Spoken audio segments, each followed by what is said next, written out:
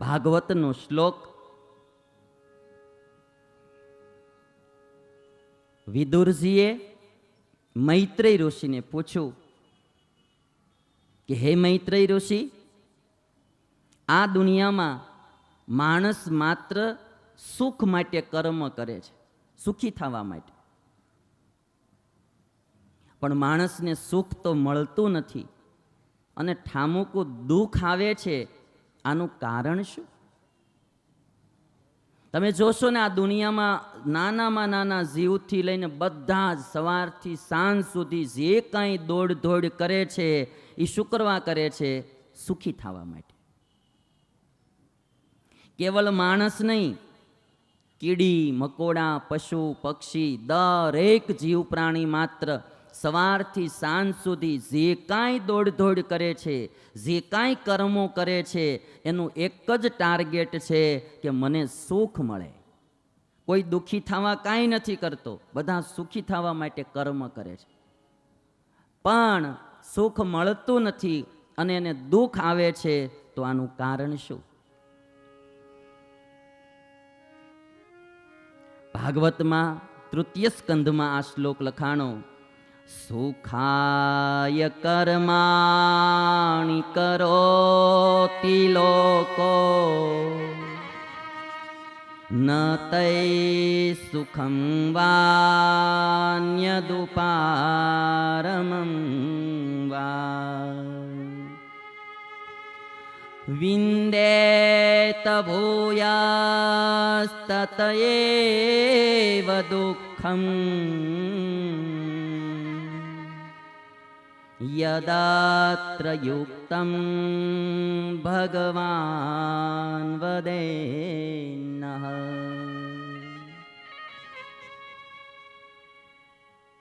મહાન ભક્તરાજ વિદુરજી મૈત્રેય ઋષિને પૂછે કે સુખાય કર્માણિ કરોતિ લોક.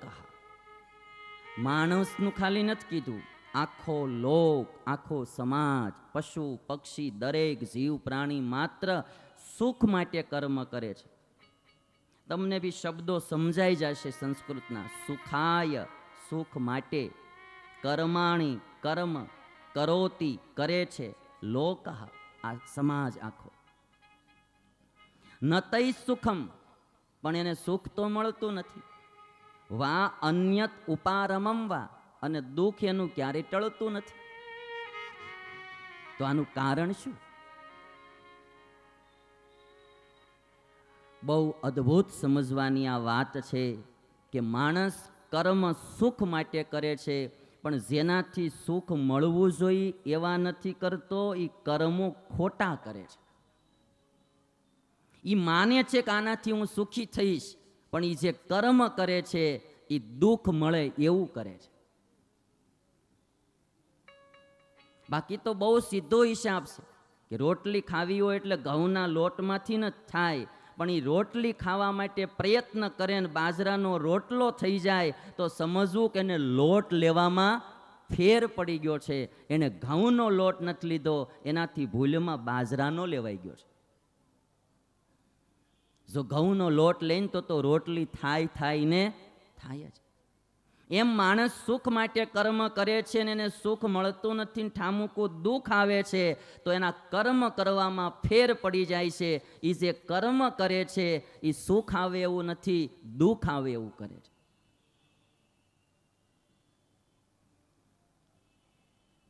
આ લોકો બહુ ટેન્શનમાં આવે છે ને આજકાલ, પછી ઊંઘ ના આવતી હોય એટલે ઘણા લોકો પછી ડ્રિંકિંગના રવાડીએ ચડી જાય છે. સાંજે ઊંઘ ના આવે, ટેન્શન હોય, ઉઘરાણીવાળા લોહી પીતા હોય, બીજા ત્રીજા ધંધાના કુટુંબના પ્રોબ્લેમો, પછી એમ થાય કે શું કરવું, એટલે પછી દારૂ પીવાના રવેડે ચડે કે એક પેક મારીને સૂઈ જાવ, ઊંઘ આવી જાય. હવે એ પીવાનું જે કર્મ કરે છે એ શું કરવા કરે છે? સુખીથી હું હોઈ જાઉં, એ સુખી થવા માટે કર્મ કરે છે. પણ વસ્તુતઃ એનું કર્મ રોંગ છે, એને દુઃખી કરનારું કર્મ છે. પણ એ માણસ સુખ માટે કર્મ કરે છે એટલે દુઃખી થાય છે.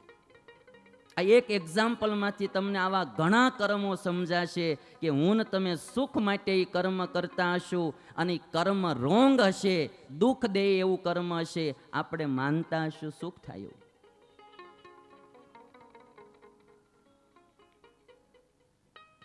બહુ સમજવાની વાત છે.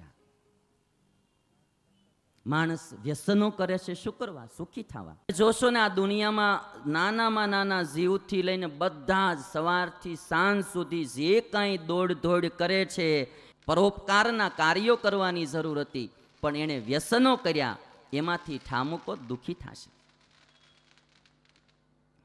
માટે બહુ સમજી વિચારી અને માણસોએ કર્મ કરવામાં ધ્યાન રાખવું જોઈએ. એટલે અમારા વિદુરજી પૂછે, સુખાય કર્માણિ કરોતિ લોકો ન તૈ સુખં વાન્યદુપારમં વા. મારે તો આજ મારે તમારા માટેની આ વાત કેવી છે કે આપણા કર્મો પણ કાંઈક આવા થતા હોય તો એ આજથી બંધ થવા જોઈએ. આપણે સુખ માટે કરતા હોઈએ પણ એ દુઃખનું કારણ હોય.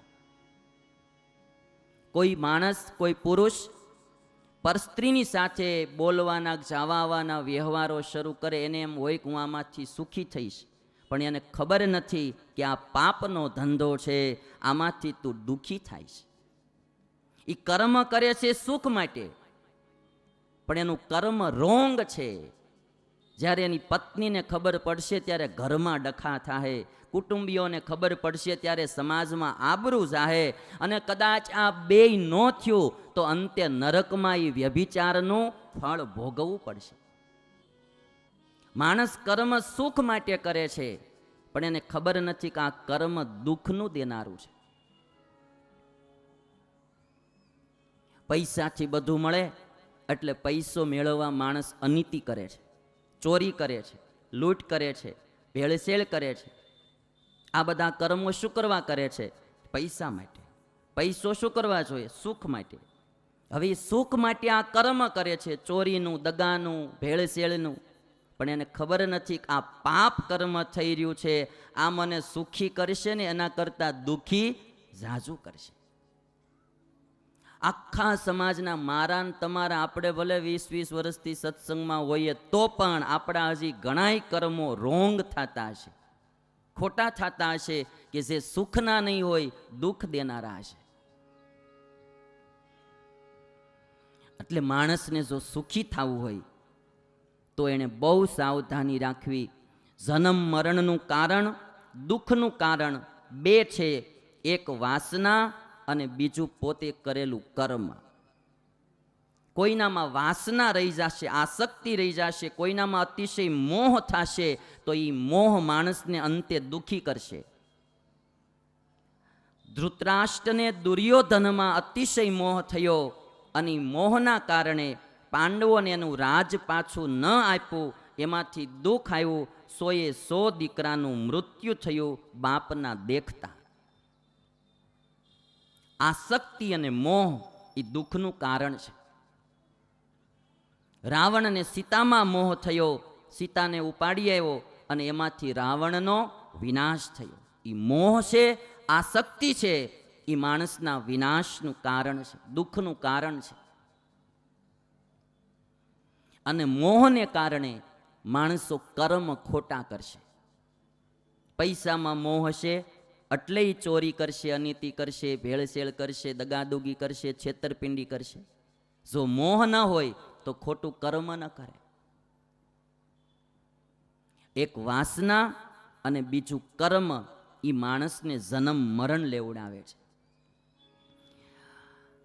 દુનિયાના દરેક ધર્મોમાં થોડા ઘણા રીતિ રિવાજો ભેદ હશે, પણ કર્મમાં આખી દુનિયા માને છે. પછી ઇસ્લામ ધર્મ હોય તો એ પણ કર્મમાં માને છે કે પાપ કર્મથી દુઃખી થવાય, પુણ્ય કર્મથી સુખી થવાય. ક્રિશ્ચન ધર્મ હોય તો એ પણ પાપ પુણ્યમાં માને છે, એટલે દર સન્ડે રવિવારે જઈ ભગવાન પાસે પ્રાર્થના કરે છે ગુનાહ માફ કરવાની. હિન્દુ ધર્મ પણ કર્મમાં માને, શીખ ધર્મ પણ કર્મમાં માને, જૈન ધર્મ તો પારાવાર કર્મમાં માને. દુનિયાના બધા જ ધર્મોમાં બીજા રીતિ રિવાજોમાં ભેદ હશે, ઈષ્ટદેવમાં ભેદ હશે, પણ કર્મનો સિદ્ધાંત આખી દુનિયા માને છે.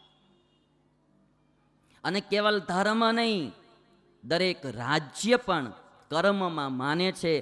એટલે તો કાનૂનો આવ્યા છે ભાઈ. ઇન્ડિયા હોય ને તો એનું કાનૂન છે, આમ કરશો તો આટલો દંડ થાય, આમ કરશો તો આટલો દંડ થાય. એ શું છે ભાઈ? કર્મનો સિદ્ધાંત છે. પછી અમેરિકા હોય તોય ભલે, ને ઓસ્ટ્રેલિયા હોય તોય ભલે, ત્યાંના કાયદાઓ ઘડાણા છે. આટલું આટલું કરવું એ ગુનો છે. ચોરી કરવી, વ્યભિચાર કરવો, દગાદુગી કરવી, ભેળસેળ કરવી, એ જો સરકાર પાસે પકડાઈ જાય ને તો સરકાર એને દંડ આપે છે. ખાલી ધર્મ જ એને પાપ માને છે એવું નહીં, આ લોક પણ એને પાપ માને છે. વિદેશી પ્રજા પણ બધી જ કર્મમાં માને છે. માટે મારે ને તમારે કર્મ કરવામાં ધ્યાન રાખવું.